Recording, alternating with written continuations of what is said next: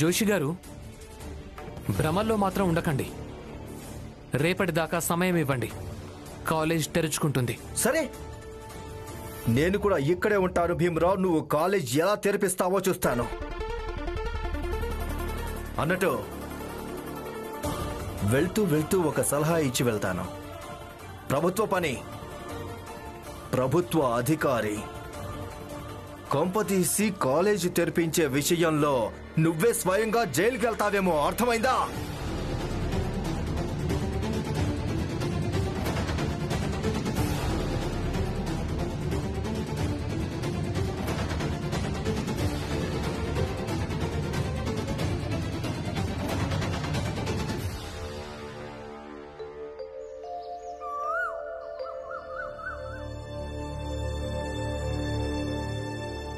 Sir, మీరిలా చెయ్యకండి sir. మీ దర్యాప్తు ఎలాగూ కొనసాగుతుంది, కానీ దానికోసం మీరు మా అందరి చదువును ఎందుకని ఆపేస్తున్నారు? No no no no no, నీ స్టడీ నా కారణంగా ఆగిపోలేదు. మీ అందరి చదువు ఎందుకు ఆగిపోయిందంటే ప్రభుత్వం ఆదేశం కారణంగా. ఇక ప్రభుత్వ ఆదేశం కారణంగా కాలేజీ ప్రిన్సిపల్, టీచర్స్, స్టూడెంట్స్ అందరూ ఇంట్లో కూర్చున్నారు. వాళ్ళందరూ ఇంట్లో కూర్చున్నప్పుడు మరి నువ్వెందుకు కూర్చోలేదు? లిసన్, కేసు పూర్తయినప్పుడు అప్పుడొద్దు గాని వెళ్ళు. లేదు సార్, నేనంతసేపు ఎదురు చూడలేను. నేను చదువుకోవాలి. అయినా అసలు ఇందులో మా తప్పే ఉందని? కొంతమంది స్టూడెంట్స్ కారణంగా మిగతా స్టూడెంట్స్ నష్టాన్ని ఎందుకు భరించాలి సార్? భరించక తప్పదు. ఎందుకంటే నేను బాధపరుస్తున్నానుగా. ఈ బాధ, ఈ బాధ. సార్ ప్లీజ్, సార్ ప్లీజ్, మీరు ఇలా చేయకండి. చూడండి, చదువు చాలా ముఖ్యం సార్. చదువు ఆపేయటం వల్ల మీకు ప్రయోజనం ఏంటి? నాకు ఏం ప్రయోజనమా? నాకు రిలీఫ్ లభిస్తుంది. రిలీఫ్. చూడండి సార్, నేను చదువుకోవాలి. చదువుకోవడం అనేది నా దృష్టిలో చాలా ముఖ్యమైంది సార్. అలాగే అది నా హక్కు కూడా. అందుకే చదువుకోవడం కోసం నేను ఏమైనా చేయగలను సార్. ఏం చేయగలవు?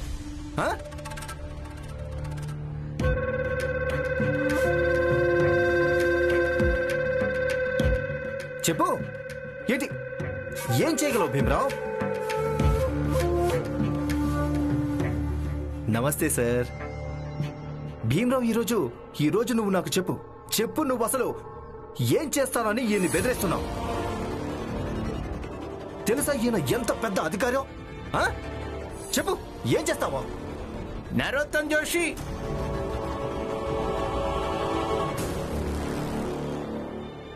నువ్వు మధ్యలో మాట్లాడకు. చెప్పు, ఏం చేయగలవు? ఒకవేళ నువ్వు చెప్పకుంటే నా మీద అటాక్ చేసిన నేరం కింద నిన్ను జైల్లో వేయిస్తాను.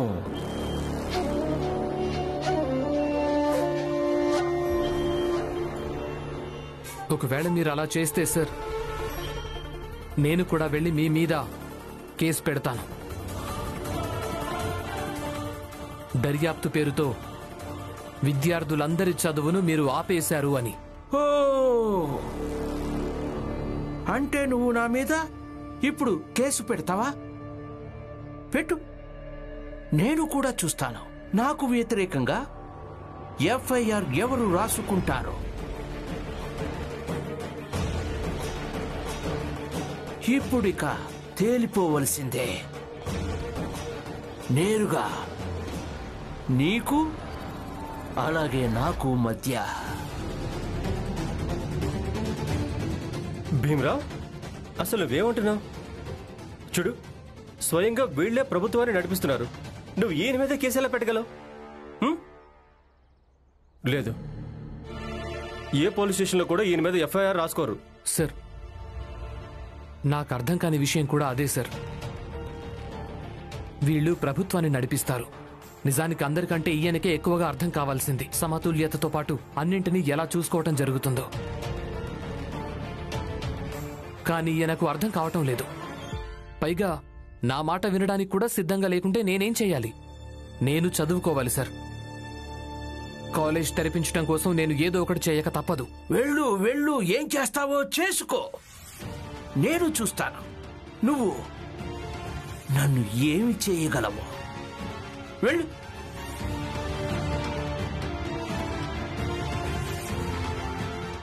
భీమ్రావ్, నువ్వు మెల్లమెల్లగా నేను వేసిన వలలో ఇరుక్కుంటూ పోతున్నావు.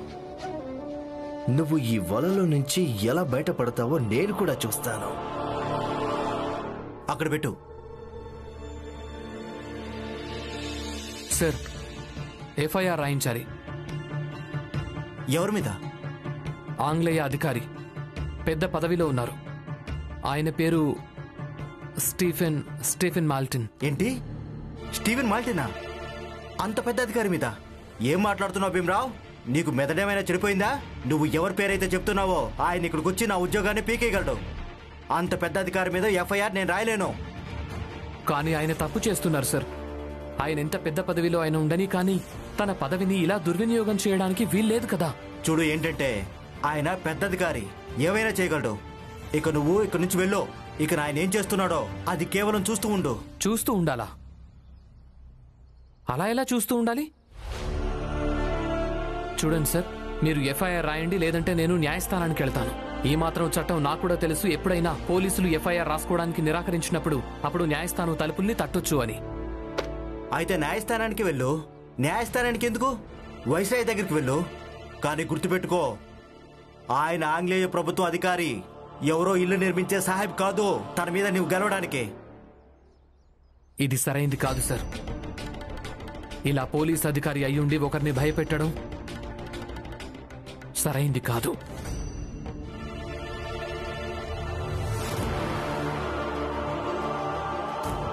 పెద్ద అధికారి అయితే ఏమీ చెయ్యలేమా? కాలేజ్ని ఏదో రకంగా తెరిపించి తీరాలి. నేను సార్ దగ్గరికే వెళ్తాను. ఆయనతో పాటు న్యాయస్థానానికి వెళ్ళి కంప్లైంట్ రాయిస్తాను. సార్ తోడుగా ఉంటే ఇవన్నీ చేయడం తేలికవుతుంది నాకు. May come in sir? అదేంటి, నువ్వు తిరిగొచ్చావా? అంతా బాగానే ఉందా? అంతా బానే ఉంది సార్. అంటే కొంచెం ఆందోళనగా ఉన్నాను. మీ సహాయం కావాలి. అలాగే చెప్పు, ఏమైంది? ఇందాక నేను పోలీస్ స్టేషన్కి వెళ్ళాను ఒక ఆంగ్లేయ అధికారికి వ్యతిరేకంగా కేసు రాయించడానికి. కానీ ఆయన ఆ వ్యక్తి చాలా పెద్ద అధికారి అని చెప్పి నిరాకరించారు సార్. అందుకే నేను మీతో కలిసి న్యాయస్థానానికి వెళ్ళాలనుకుంటున్నాను. అక్కడికి వెళ్ళి కేసు రాయించాలనుకుంటున్నాను. Hello my dear friend, how are you? Steve, how are you? Good good good. కూర్చోండి కూర్చోండి. Thank you.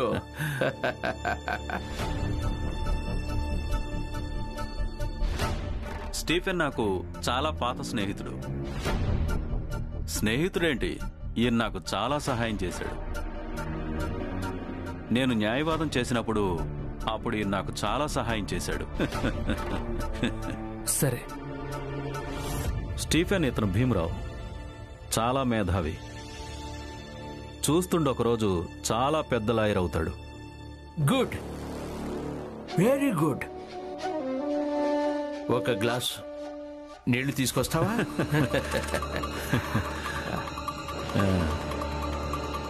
ఇంకా చెప్పండి, హఠాత్తుగా ఇక్కడికి ఎందుకో పని మీద వచ్చినట్టున్నారు? ఒక కేసు ఉంది,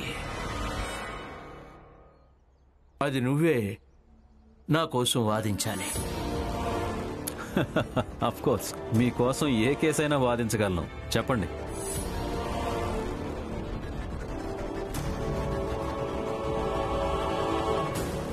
థ్యాంక్ యూ. ఒక అబ్బాయి ఉన్నాడు. తను నా మీద కేసు వాదిస్తానని నన్ను బెదిరిస్తున్నాడు.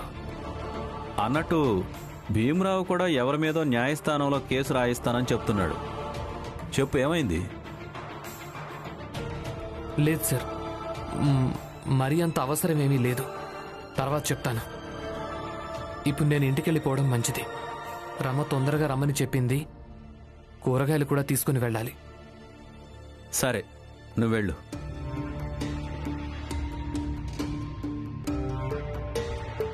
చెప్పండి. ఒక అబ్బాయికి వ్యతిరేకంగా నువ్వు చాలా పటిష్టంగా కేసు వాదించడానికి ఏర్పాట్లు చేసుకోవాల్సి ఉంటుంది. అండర్స్టాండ్? ఆ అబ్బాయి పేరేంటి? No no no no not at all. తనను పేరుతో పిలవకూడదు. తనను వద్దండు అని పిలిస్తే జడ్జి గారి మీద చాలా ప్రభావం చూపిస్తుంది. I'm right? అది కూడా నిజమే.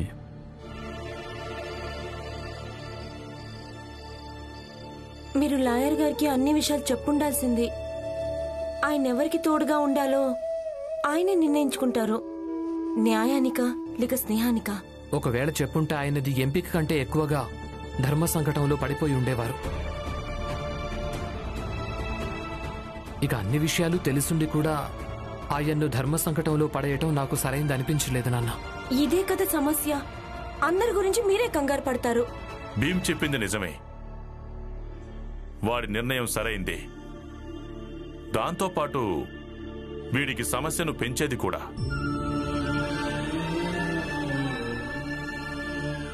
ఒకవేళ భీమ్ వాళ్ళ సార్ ఆంగ్లేయ అధికారి పక్షాన్ని నిలబడితే ఇక భీమ్ తరపున ఎందుకు వాదిస్తారు? భీమ్రావ్,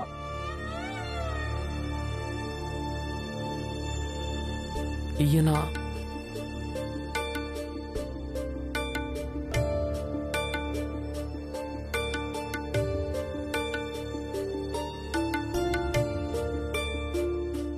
చెప్పండి, విషయం ఏంటి?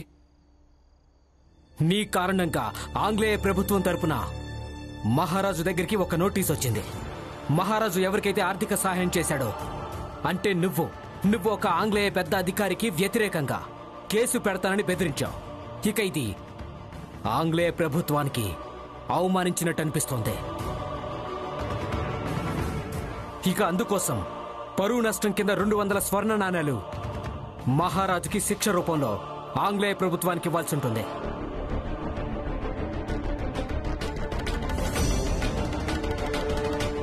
ఒకవేళ అలా జరిగిందంటే ఇదంతా నీ జీతంలో నుంచి ఎప్పుడు కోసుకోవాల్సి వస్తుందంటే నువ్వు చదువు పూర్తి చేసుకొని మహారాజు దగ్గర ఉద్యోగం చేసినప్పుడు.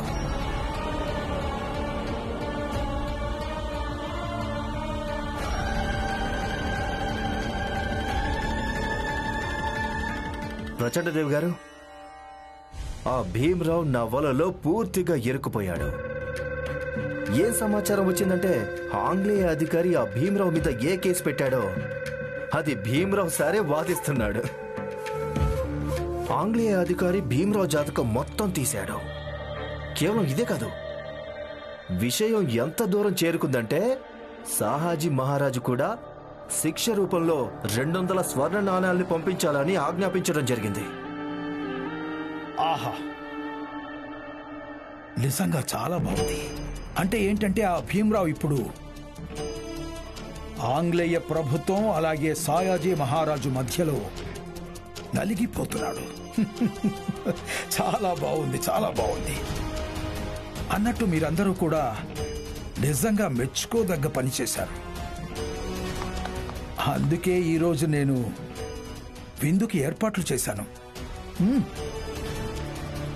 అయ్యగారు, అయ్యగారు, అయ్యగారు, అయ్యగారు, ఆంగ్లేయ అధికారులు ఆ విన్స్టన్ కాలేజీలో చదువుకుంటున్నా విద్యార్థులందరూ వెతికి వెతికి తీసుకెళ్తున్నారు. అలాగే నేను ఇది కూడా విన్నాను, వాళ్ళు ఇక్కడికి వస్తున్నారు.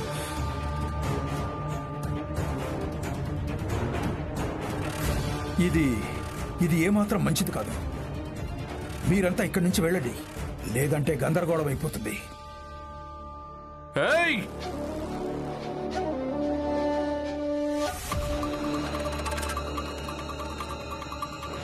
మీరందరూ ఎక్కడికి వెళుతున్నారు? నోరు మూసుకొని అక్కడ లైన్లో నిలబడండి. వెళ్ళండి.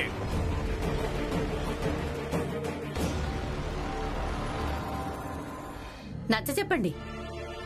200 బంగారు నాణాలంటే ఎంత అవుతాయో ఇంకా బాగా నచ్చ చెప్పండి మీరు. అలాగే తను ఎంతకాలం ఉద్యోగం చేయాల్సి వస్తుందో, అలాగే ఎప్పటి వరకు ఈ బంగారు నాణాలు తీరిపోతాయో.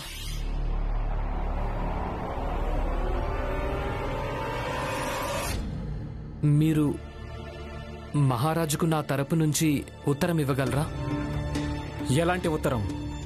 నేను సాయాజీ మహారాజుకి ఒకటి చెప్పాలనుకుంటున్నాను. నేను ఉత్తరంలో రాసిస్తాను, మీరు మహారాజుకి అందివ్వగలరా? సరే.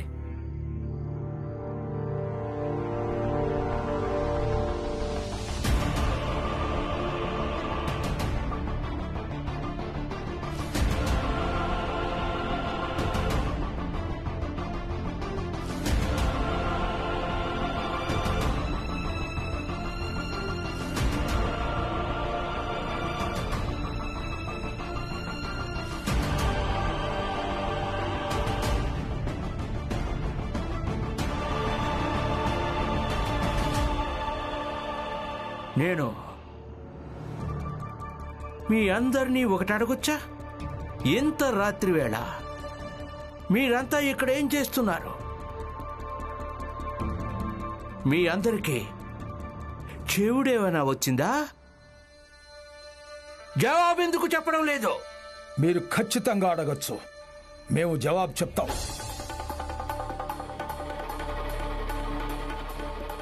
కేవలం మీరు చెప్పాల్సింది ఏంటంటే, ఆ జవాబు మీరు ఇలాగే నిలబడి వింటారా, లేక చాయ్ నీళ్లు అల్పాహారం అలాంటివి ఏవైనా తీసుకుంటూ ప్రశాంతంగా వింటారా?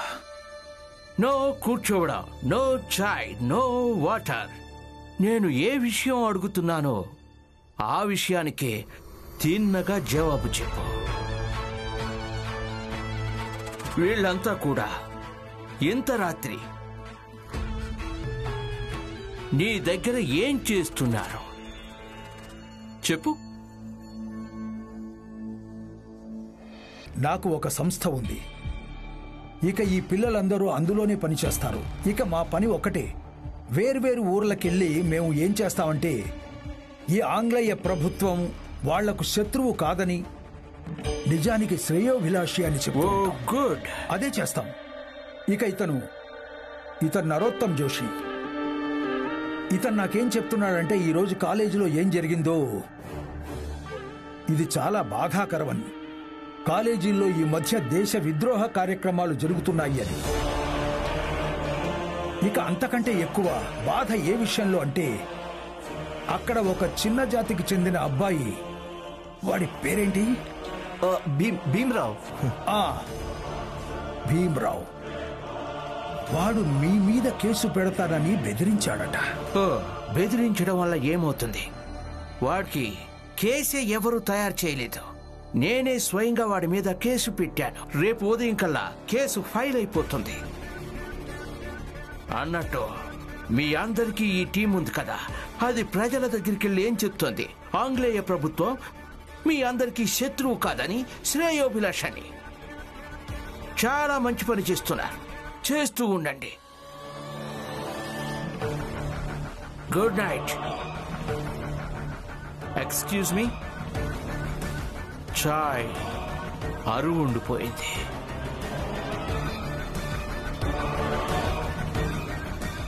ఇక మీరంతా వెళ్ళండి.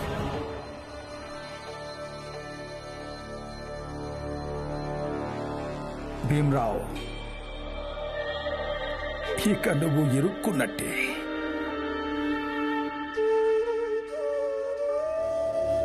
ఈ ఉత్తరాన్ని మహారాజుకి ఇచ్చేయండి.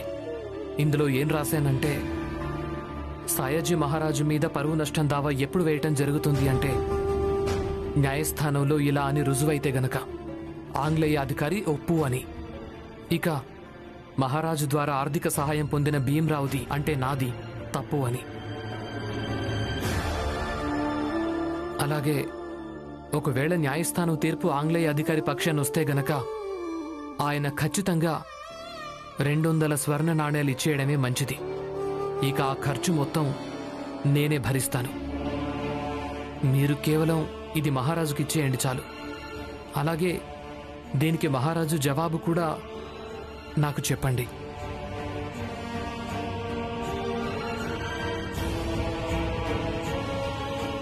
సరే. భీమ్,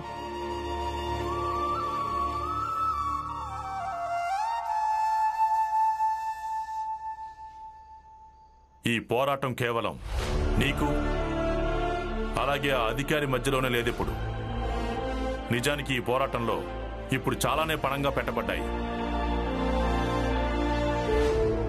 ఇక ఇందులో భాగమయ్యేది సాయిజీ మహారాజు, అలాగే ఆయన ప్రతిష్ట.